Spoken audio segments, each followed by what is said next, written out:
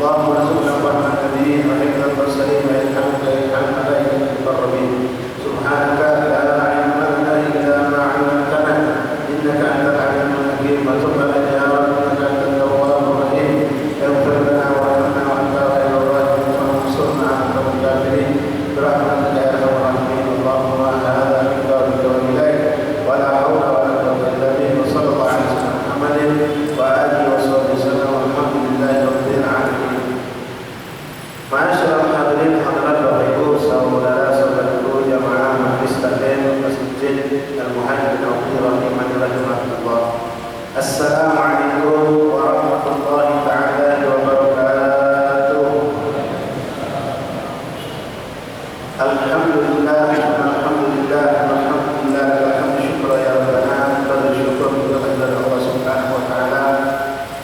masih dan terus mempertemukan kita dengan pertemuan yang diridhai Allah di tempat yang paling dicintai Allah, di masjidnya Allah Subhanahu wa Ta'ala.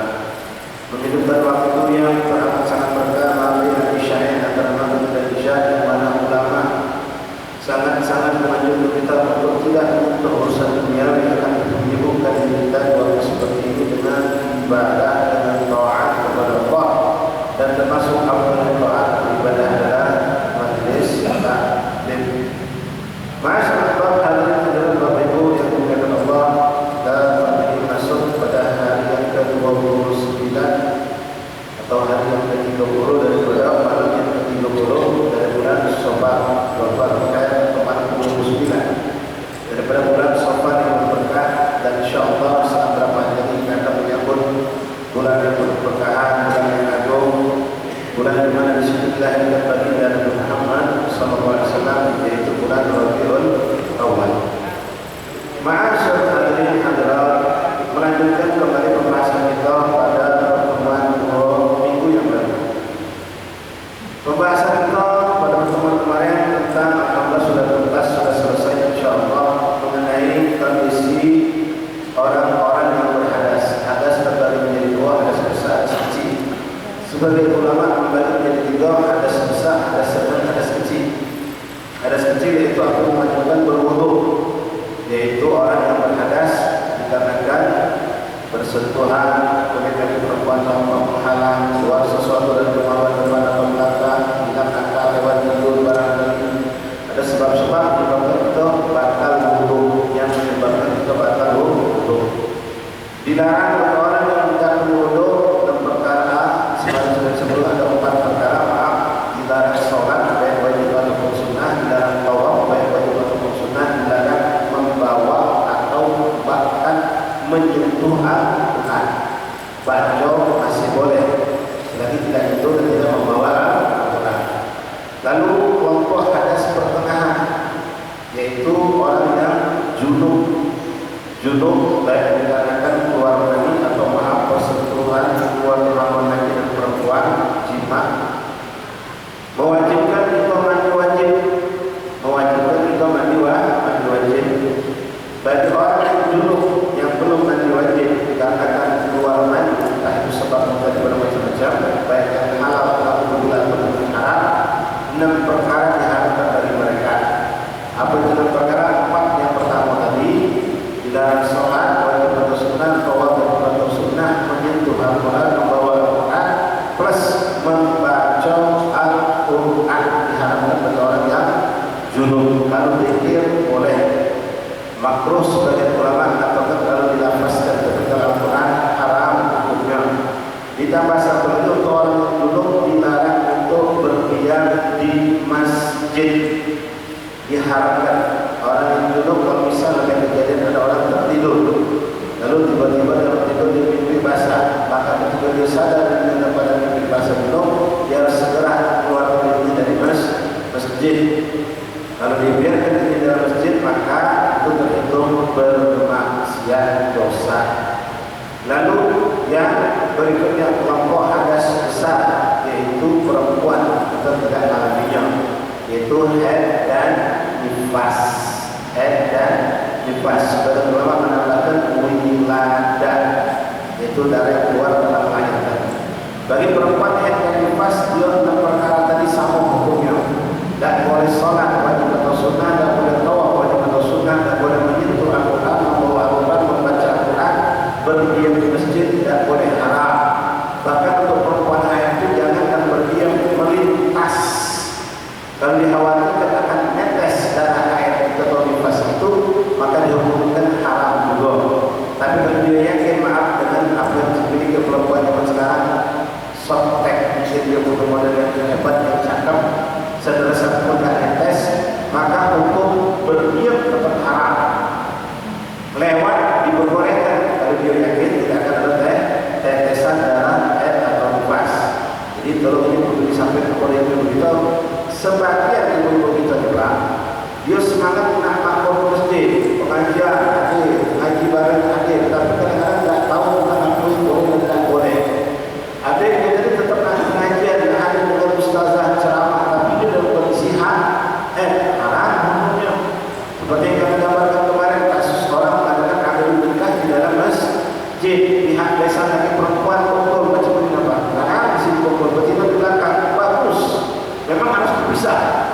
Tapi jadi masalah bukan masalah sekat berpisah, yang masalah sekarang haid atau tidakkah orang.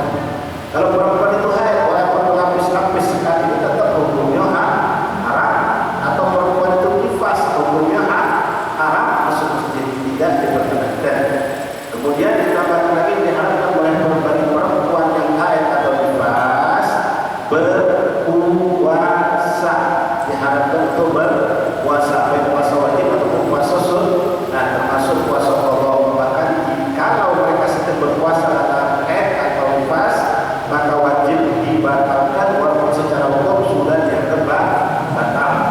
Kemudian diharapkan juga untuk mereka perempuan yang haid atau nifas itu perintah diharapkan untuk mencerainya. Itu wong lanang yang dapat dosa, itu tidak kecuali maaf dipaksa dan minta diceraikan. Kok bisa kita berdosa? Itu nanti masuk ke bab masalah iddah. Ada masalah iddah. Mari kalau sudah sampai kepada bapak, kalau nak tahu apa iddah, bapak bisa tanya lebih bisa itu bapak nak jelaskan agak rumit, agak panjang. Iddah sendiri nanti ada pembahasan dari mazhab berbeda-beda pandangan. Jelas kalau bapak ingin tahu apa itu iddah, maka adalah secara pandangan mazhab Syafi'i. Iddah itu masa istibrak, masa penungguan. Salah satu bagian dari hukum iddah ini bapak, ibu, kalau seorang perempuan bercerai atau pisah karena mati, meninggal suaminya, itu dia tidak boleh dikawini. Ada waktu yang ditentukan oleh syariat. Nah, contoh misal seorang perempuan suaminya meninggal, itu selama 4 bulan 10 hari tidak boleh dikawini. Jangan baru takdir 40 langsung kawin. 4 bulan 10 hari, baik itu dia masih haid ataupun tidak. Itu contoh. Masalah iddah ini banyak panjang. Cuma saya sampaikan satu contoh saja. Perempuan yang dicerai oleh suaminya, itu ada masa iddah juga bapak, ibu. Bukan pertama kita tahu si Fatimah sudah dicerai oleh suaminya Usman, lalu kita pengen masuk dalam dari begitu dulu nak kawin sama dia, lalu kita kawin tidak bisa. Itu ada masa iddah. Nah, masa iddah itu adalah masa kesempatan seorang suami kalau baru menceraikan istri satu atau dua talaknya untuk bisa merujuk lagi tanpa akad baru. Lalu masih dalam akad dalam masa iddah. Masa iddah itu 3 kali suci. Nah, kalau kita menceraikan perempuan sedang haid, maka masanya akan lebih panjang darinya. Itu yang diharapkan bagi para perempuan yang dalam keadaan haid dan mencerai. Nah, sekarang malam hari ini bapak, ikhwan, hadirin, kita akan bahas bab yang memang tidak ada urusan sama kita secara langsung, Pak. Dengan yang wajib paham tentang hal itu orang perempuan. Tapi seperti yang kami sempat sampaikan kemarin, kita walaupun kita dalam yang namanya haid dan dalam yang namanya nifas, wajib tahu. Karena hukum agama syariat itu tanggung jawab bapak. Kalau kita membiarkan istri kita bodoh tentang hal ini, putri-putri kita bodoh tentang hal ini, kita pun tidak tahu, dan kita suruh cari tahu, kita suruh belajar, maka dosa atas kesalahan-kesalahan yang terjadi itu kita yang tanggung. Kita yang akan menanggung dosa. Contoh, kita tahu kita haid, kita izin ke masjid pergi pengajian. Kalau kita tidak paham, kita tidak tahu, ya sudah lanjutlah. Kalau kita paham, kita akan mencegah. Jangan ibu lagi haid, jangan tak kalau lagi haid, tak boleh masuk masjid. Ini contoh.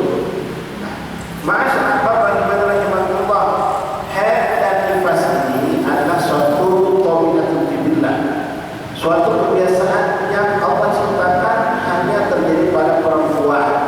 Kita orang tidak mengalami. Tapi sekali lagi, kita sebagai kepala rumah tangga bapak atau sebagai seorang suami harus sedikit banyak paham, walaupun tidak sampai mendetail mengenai haid dan nifas ini, agar kita bisa menjalankan kehidupan rumah tangga kita lebih baik dan benar.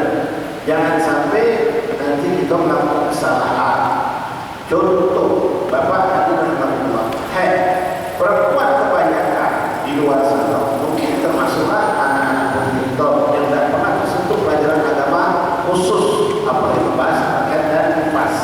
Mereka cuma tahu setiap datang bulan keluar darah itu darah haid.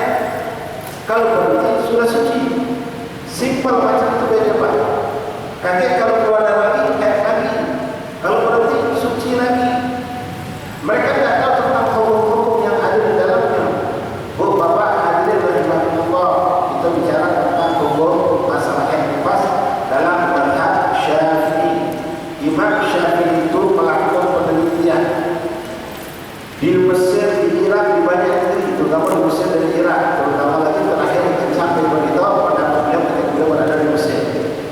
Beliau nanya bukan satu dua tiga, puluhan bahkan ratusan perempuan tentang bagaimana mereka mengalami haid. Dari jumlah berapa lamanya beliau tanya Pak, bukan satu dua tiga, puluhan perempuan lewat wasilah istilah atau beliau bertanya beliau, sehingga beliau bisa menyimpulkan oh berarti benar ini haid paling sedikitnya 1 hari 24 jam, paling kebanyakannya 6 sampai 7 hari, paling lama 15 hari. Ini menjadi hukum dalam syariat Islam dalam mazhab Syafi'i. Apa maksud 24 jam? Perempuan itu haid minimal 1 hari, boleh jadi bahkan ada perempuan yang tidak mengalami haid berbulan-bulan bahkan sepanjang tahun. Ada yang tahun cuma sekali. Itu di antara yang disucikan Allah Sayyidatina Fatimah binti Rasul SAW, putri Rasulullah Sayyidatina Fatimah Zahra binti Al-Batul. Fatimah Al-Batul kenapa? Karena beliau tidak mengalami haid dalam hidup beliau, sehingga beliau terus bisa beribadah kepada Allah, berzikir, baca Quran, sujud ibadah dan menanggapi. Di zaman kita ada juga perempuan-perempuan seperti itu, tapi seribu dan singkau belum memang. Ada 3 bulan sekali baru haid. Bukan hamil, tidak. Ya, memang kita terlihat dia mengalami. Nah, itu Bapak benar Allah, batasan minimal umur budak yang bisa dikatakan mengalami haid itu beberapa. Ada budak umur 8 tahun misalnya, keluar darah dari kemaluannya, tidak mengalami kesalahan, tidak mengalami nyampah darah, dan semua itu tidak haid. Umur 8 tahun, apakah dikatakan ini anak baler? Karena salah satu tanda baler perempuan itu mengalami haid. Apakah ini haid atau bukan? Nah, dalam mazhab Syafi'i dipatok umur yang dikatakan haid darah keluar itu adalah haid kalau mencapai 9 tahun qamariyah. Apa qamariyah? Hijriyah. Makanya kita perlu tahu tanggal lahir anak itu bulan ini tanggal berapa. Kalau 9 tahun, maaf, udah 9 tahun Pak, masih ngomong begitu. Masih baru nak normal, pikiran baru nak mumayyiz, baru nak mereka itu nak cerdas tahun ini. Kadang-kadang masih yang mengalami hal-hal yang sifatnya kekanak-kanakan, masih manjur. Tapi ketika anak kita tahu begini umur 9 tahun lewat sudah mengalami yang namanya keluar darah dari kemaluan, dan kita bisa pastikan ini darah-darah haid, maka darah itu itu darah bukan darah dia maaf tidak mengalami pendarahan, tidak terjatuh, tidak mengalami hal-hal yang memungkinkan ada yang muncul pendarahan atau kecelakaan, tidak keluar darah, maka itu boleh dijadikan dihukumkan darah ini darah haid. Kalau umur sudah 9 tahun, walaupun sudah masih kekanak-kanakan, ini sudah balik, maka wajib untuk aurat, wajib menjalankan syariat Islam. Makanya Rasulullah waktu dari umur 7 tahun sudah mulai diajari sholat. Bukan cuma diajari sholat baik, diajari menang untuk aurat, diajari cara berwudu. Masuk 10 tahun lebih ditekankan lagi untuk sholat. Kemudian ikhwan rahmatullah, itu dari segi minimal umur seorang perempuan bisa mengalami haid. Berapa lama haid itu? Minimal sehari semalam, 24 jam. Nah ini yang banyak kita tak paham. Ada seorang perempuan mengalami haid bisa sebelum subuh Pak. Ada sekarang 4:44, yang 4:44 menit. Jam 4 subuh kebetulan di perempuan mungkin katakanlah minus solehah, dia pengen haid dulu. Bangun dia jam 4, bangun pas masuk kamar mandi, dia kencing, toto setelah air kencing selesai cebok, darah betul, darah keluar. Dan darah haid ini biasanya dominan di tanggal dan hari-hari yang sama. Biasa di awal bulan akan keluar selalu di awal bulan. Kalau biasa di tengah bulan di akhir bulan, di akhir bulan, walaupun boleh jadi akan ada perubahan. Ini penting garis bawah Bapak. Kita baca contoh tadi, ini perempuan mengalami haid jam 4 subuh, dia tahu haid, maka subuh itu tidak boleh sholat.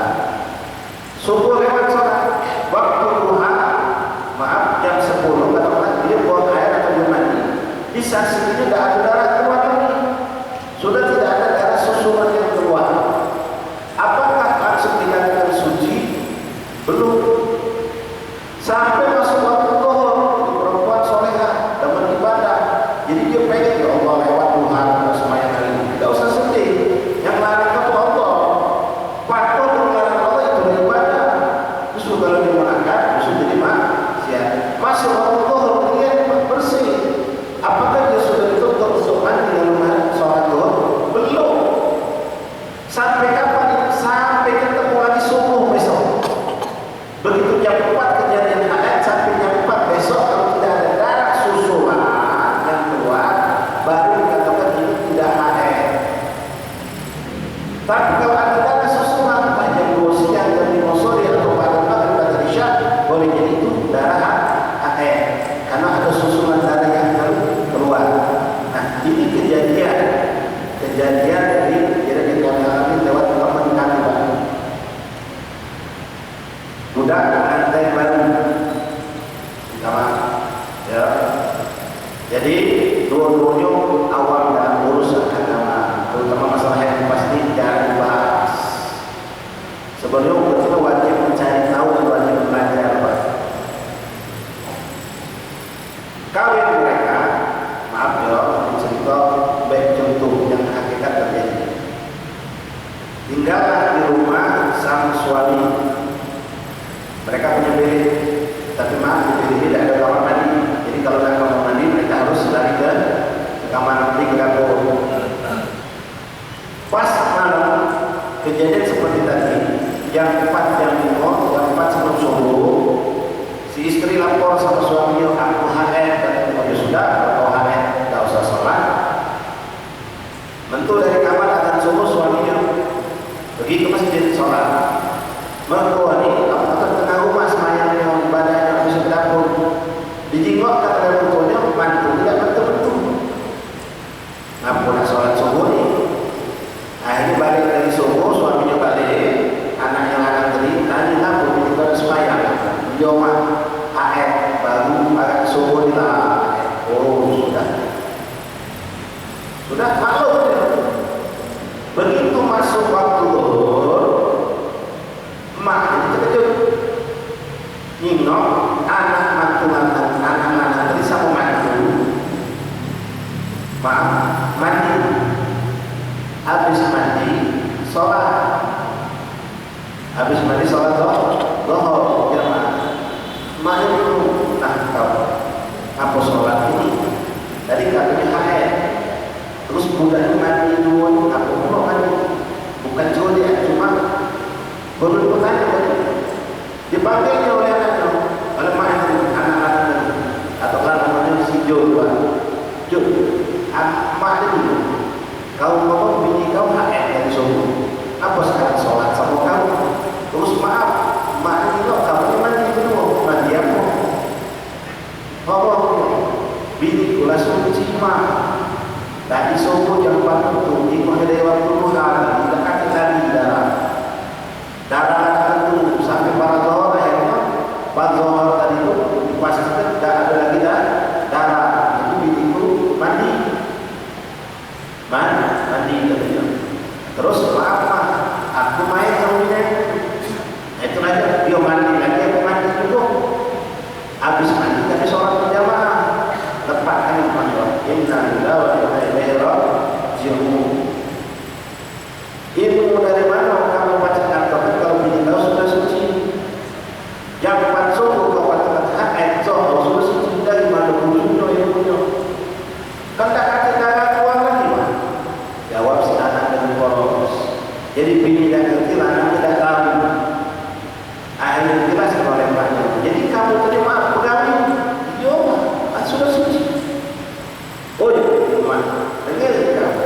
Kalau berzina itu nak tahu haid atau tidak, tunggu sampai 24 jam. Sholat haram tadi, kawin kamu 20 haram. Walaupun maaf bukan zina, bukan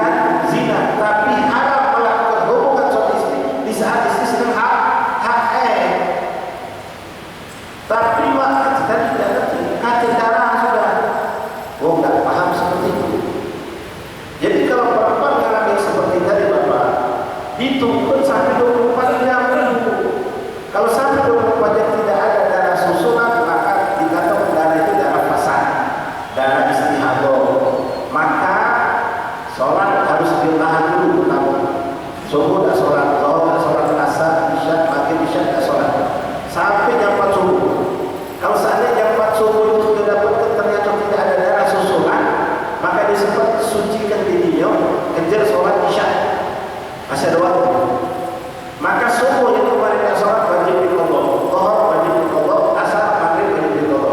Kenapa? Karena dihukumkan secara hukum syariat ini perempuan tidak mengalami haid. Darah itu darah istihadah atau darah fasad, darah penyakit, bukan haid namanya. Jelas ikhwan dan rahimahullah. Jadi paling sedikitnya perempuan mengalami haid itu 24 jam sehari semalam, bukan mandi 24 jam kembali karena ada keputusan. Dia dalam proses 24 jam mengalami beberapa kali keluar darah baru itu tidak haid. Kalau keluar seperti itu tidak ada darah susulan sampai ketemu lagi 24 jam tadi, maka tidak dikatakan haid. Dia meninggalkan salat, dia wajib qadha. Kalau hari itu tidak puasa, wajib diqadha pada puasa Ramadan. Kemudian kebanyakan perempuan haid itu mengalami 6 sampai 7 hari. Mungkin istri kita atau kita mengalami hal itu.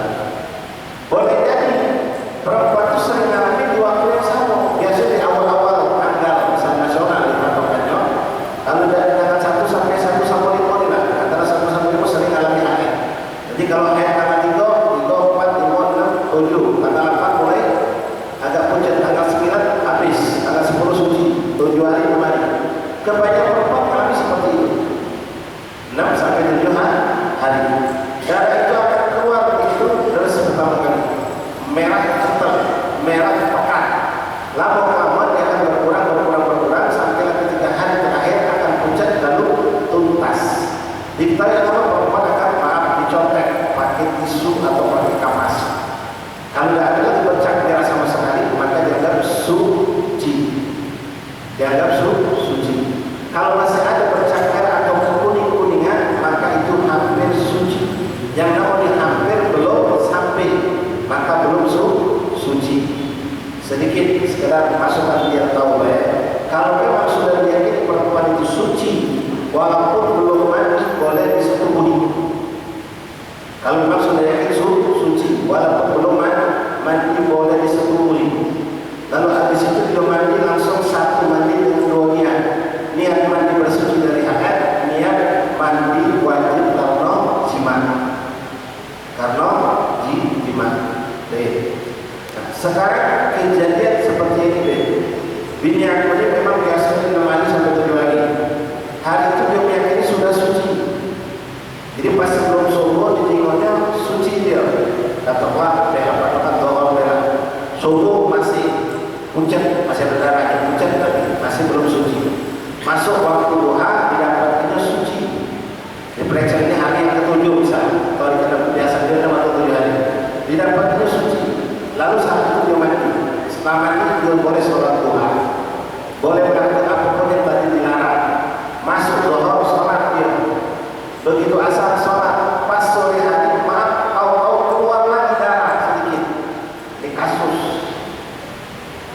Dari subuh masih sedikit. Duha bersih, sholat dia mandi, sholat duha, haji Quran, zuhur sholat, asar sholat. Begitu dekat maghrib keluar lagi darah. Ini maka hukumnya.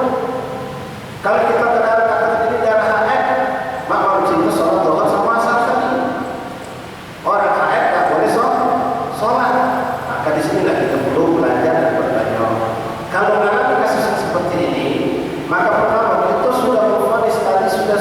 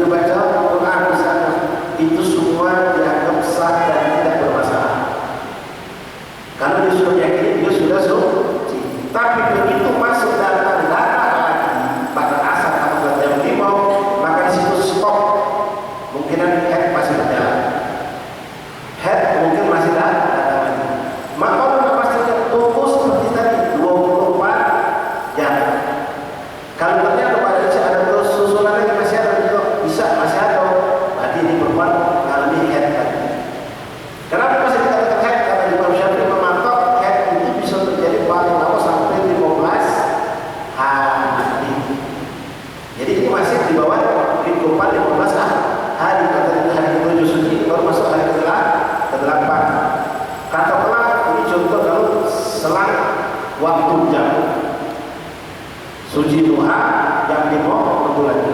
Seandainya hari Senin itu suci untuk duha, sampai ketemu hari Selasa suci, Rabu subuh bertukar darah, bolehnya itu haid.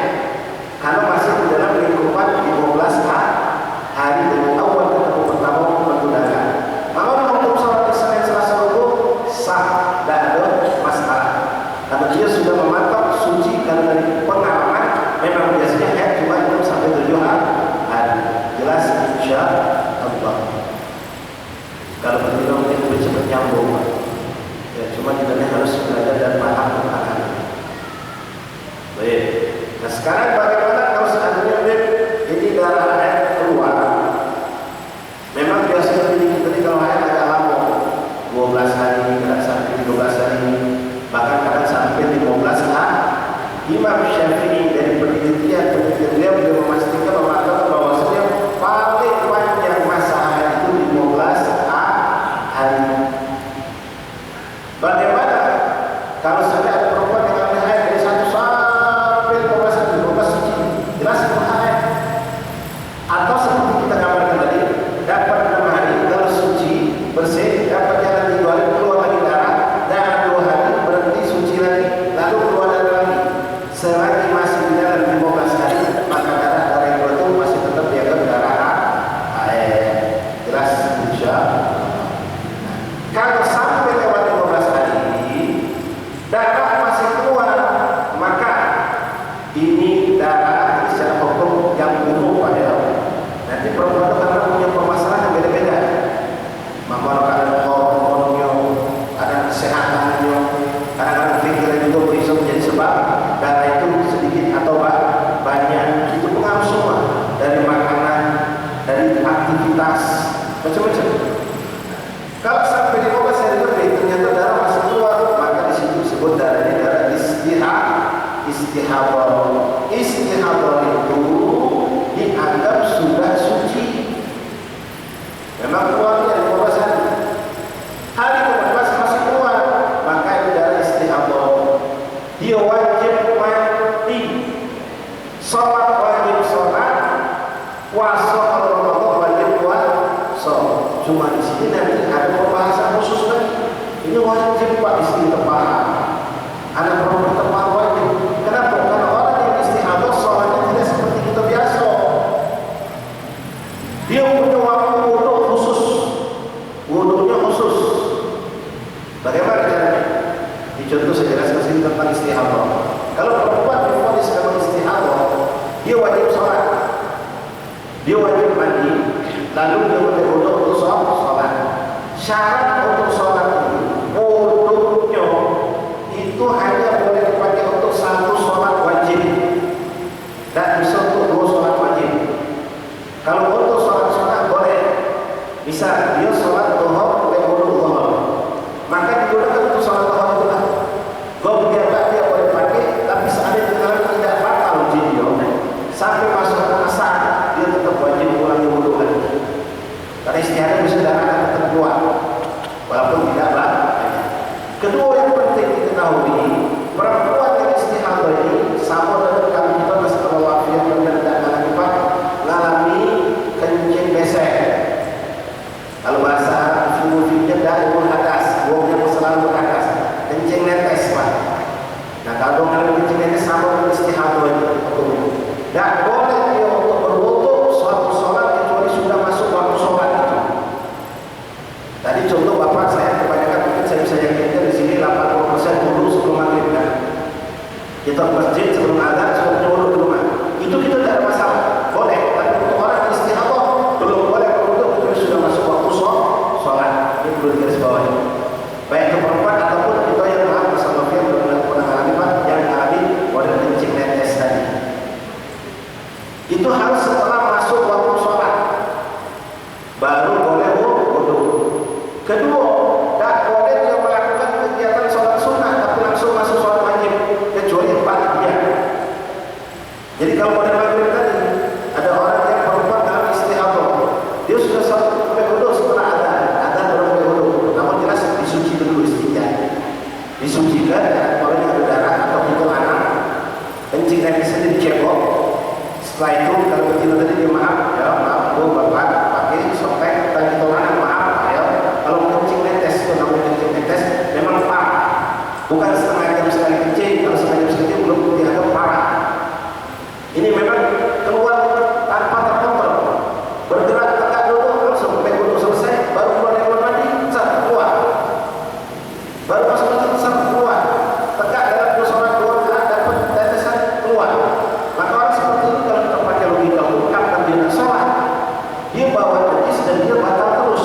Apalagi di sini ada hukum yang meringankan untuk perempuan istihadah tadi. Sama, dia bawa najis terus dan darah keluar terus dari kemaluan, keluar sesuatu dari kemaluan membatalkan wudhu. Kalau wudhu batal tidak bisa sholat. Maka di sini ada keringanan. Jadi keringanan itu diberikan untuk mereka yang istihadah atau itu yang kalian Islamofia, kencing netes tadi. Syaratnya berwudhu setelah masuk waktu sholat. Cebok bersihkan, maaf kalau kita anak minta maaf, itu harus cebok bersih-bersih dibungkus pakai plastik atau apa, ikat yang sekiranya tidak jatuh, tidak netes. Setelah itu langsung berwudhu. Selesai wudhu langsung masuk masjid, kembali ke rumah kita, di rumah langsung sholat. Tidak boleh sholat sunnah dulu atau makan dulu dan ini dulu dah. Karena itu orang dalam keadaan merjid darurat. Jadi langsung si perempuan tadi tidak boleh sholat sunnah, langsung sholat wajib. Kita dengan kencing netes juga sama.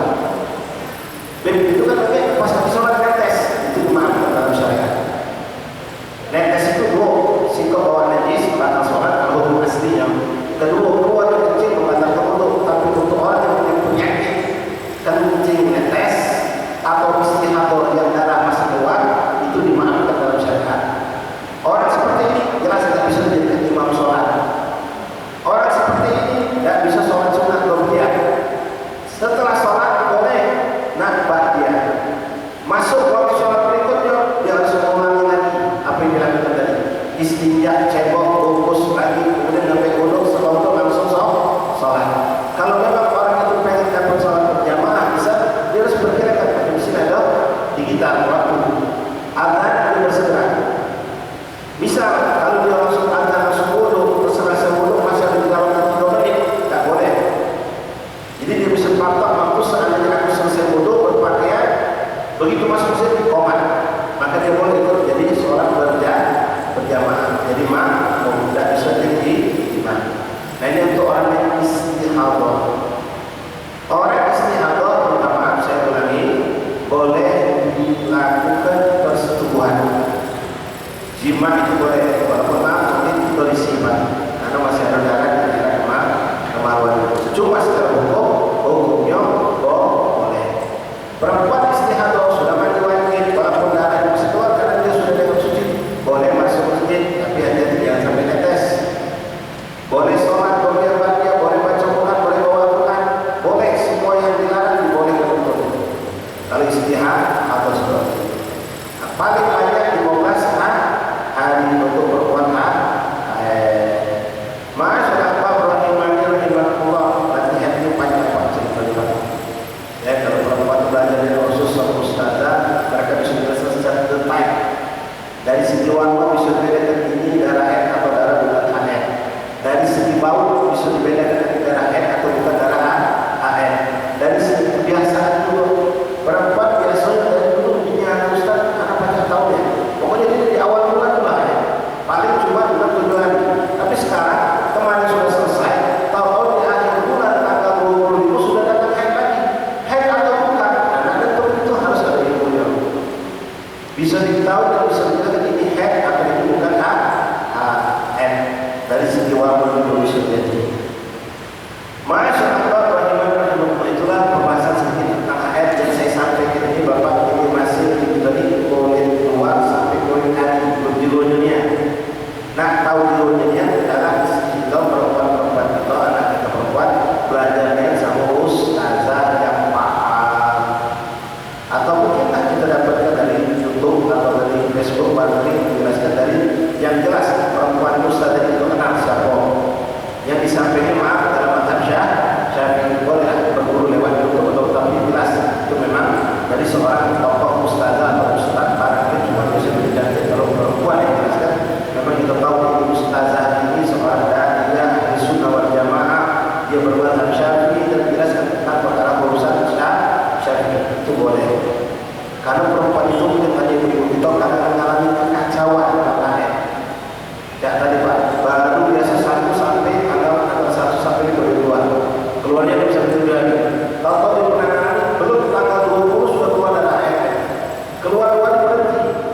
suci 3 hari keluar lagi, kacau. Nah untuk menutup darah haid tadi perlu dipertanyakan dengan yang paham. Nah, minimal kita tadi harus tahu keluar Allah secara global dari dapat lanang ini.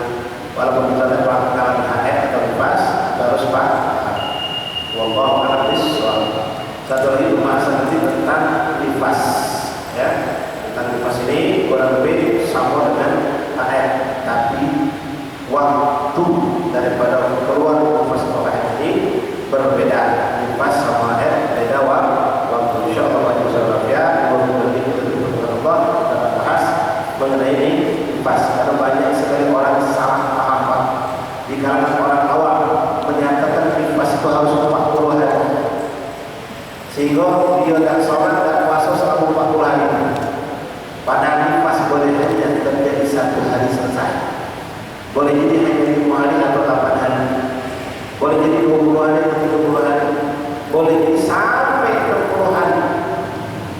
Coba banyak orang awam membuat itu karena 40 harinya, padahal dia sudah suci 10 hari, dia tetap tak sholat, masuk Ramadan tetap tak puasa, padahal saat dia sudah wajib sholat, wajib berpuasa. Insyaallah pada kesempatan kita akan bahas kembali pembahasan tentang nifas pada pertemuan yang akan datang. Insyaallah Allah